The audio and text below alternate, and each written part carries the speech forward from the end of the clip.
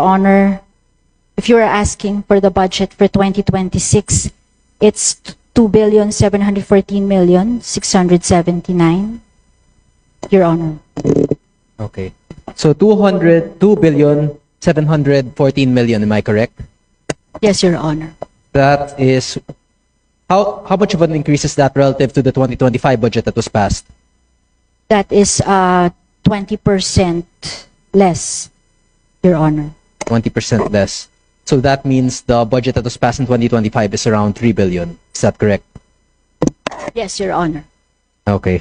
So 2.7 billion is a lot of taxpayer money. Could you please explain to the audience what exactly the PCO, can you provide a brief explanation to the audience of what are the tasks of the PCO?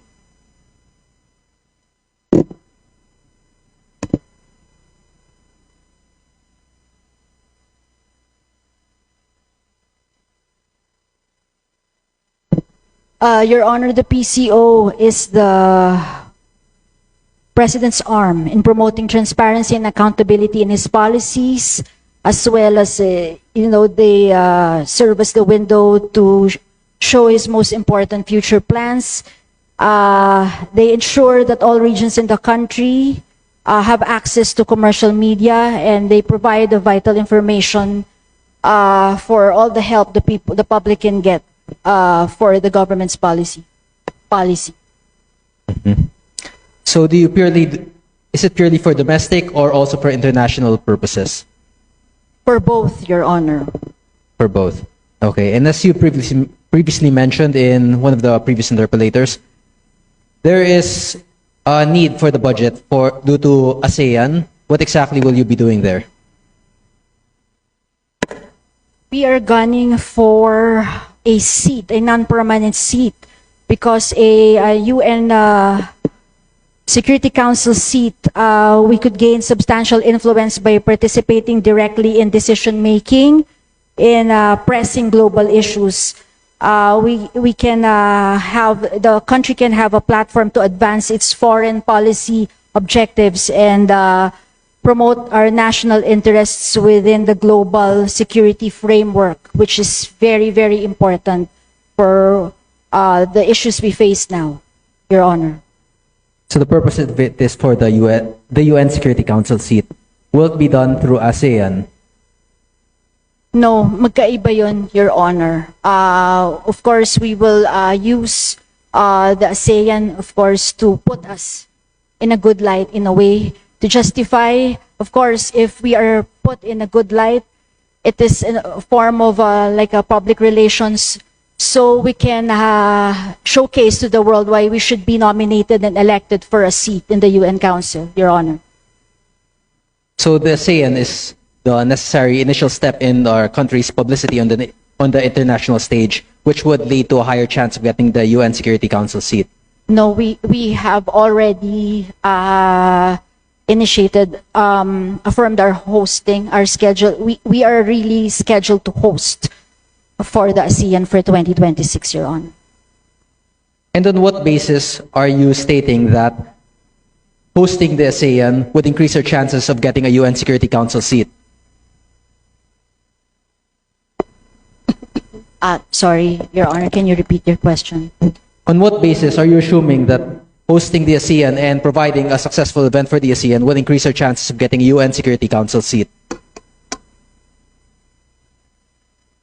There's no assurance, complete assurance, Your Honor, if that is what you're asking. The ASEAN next year is a different one than for our bid for the UN Security Council seat. We are just putting our country in a good light, of course. Hindi naman po maganda na hindi rin po tayo, being the host of the ASEAN in May, hindi rin po maganda na hindi naman po natin ilalagay ang sariling atin in the best possible light po, Your Honor. Okay, but my question still remains, is the budget for the ASEAN or for the purpose of securing a UN Security Council seat? Your Honor, it's mostly ASEAN po. Sa ASEAN po, yung budget po ng PCO, Your Honor. So the potential of securing a Security Council seat is only speculation. It's only a bonus if ever we were to succeed. Magkakasama po sila. Of course, again, it's no guarantee. Bid lang po natin yun sa yung UN Security Council non-permanent seat, Your Honor. But if there is a direct correlation, or if you're unsure if there's a direct correlation to our success in the ASEAN to the UN Security Council seat, then you're just basing it purely on speculation. You cannot base such a large budget of 2.7 billion on speculation whether or not we would get the UN Security Council seat. With the indulgence of the Honorable Kiko Barzaga, if he may allow me, just to align everything. I believe the sponsor mentioned the total budget of the PCO, including its attached agencies and corporations, and that's the more than 2 billion. Can the distinguished sponsor confirm this? Can the distinguished sponsor confirm it? It's the total budget of the PCO, including attached agencies and corporations. Yes, Okay. yes, Your Honor. Yes. However, incorporated in the budget, as the concern of the Honorable Barzaga has stated earlier, is a budget for the ASEAN. Does this mean that the Philippines is hosting ASEAN meetings and gathering? Yes, Your Honor. We have 167 clusters of meetings for the ASEAN. Okay, So and for will that, be just for to the bulk. clarify the Honorable Barzaga's question, how much within the budget of the PCO will be allocated for the ASEAN? Maybe a ballpark figure. And am I correct, Honorable Kiko Barzaga? That's the contention that you would like to pursue.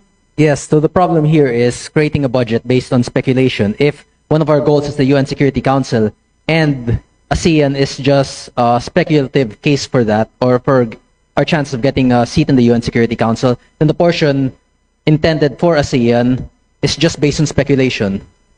Well, with the indulgence of the distinguished sponsor, actually the ASEAN is a different entity.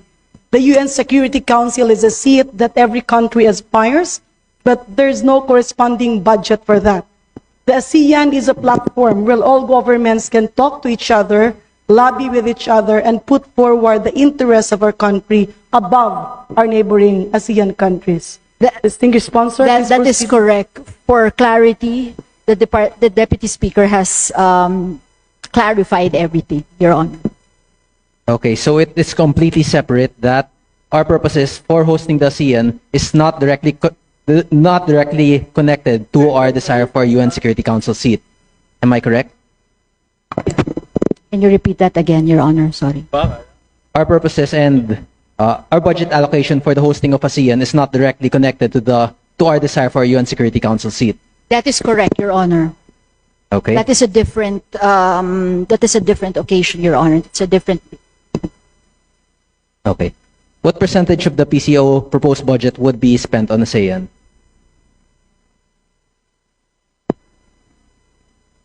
Around 600 million for the ASEAN, Your Honor. And what role would the PCO fill for the ASEAN? They will be the primary agency to put our country in the best possible light. They will do the digital content. They will do all the communication in radio, print, billboard, all forms of media before, during, and after the ASEAN, Your Honor. And primarily, the large percentage of the expenses there would be through advertising. Am I correct? Not entirely, Your Honor.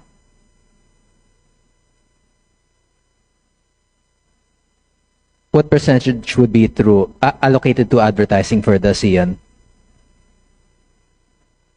With due courtesy to the Honorable Barzaga, maybe the distinguished sponsor can explain that this budget encompasses all the trainings, meetings, the representations, as well as how our country will package, how PCO will package our country and position it Yeah. against our neighboring. Yes, Your Honor, we will have all kinds of meetings, clustered meetings, and it will really entail a lot of expenses, professional services. We have representation expenses. International media will come in. International media centers will be put up, so that will constitute the bulk of all that expense, Your Honor. So we will also be paying for the expenses of international media arriving here.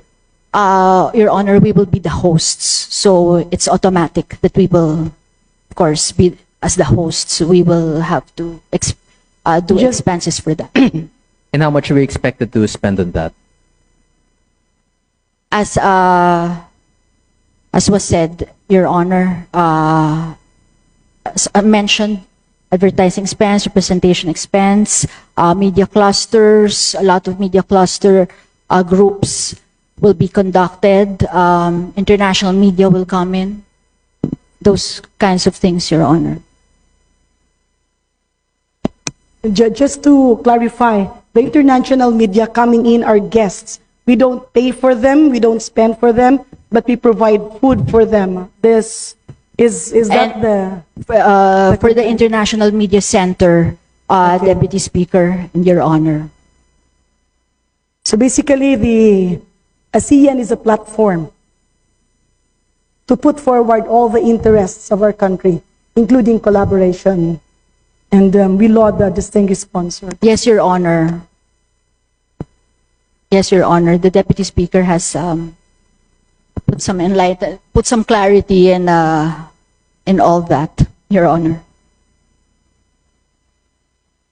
Okay, thank you. That would be all. Thank you, Madam Speaker, and thank you to our distinguished sponsor. Thank you, Your Honor. Thank you very much, Majority Leader.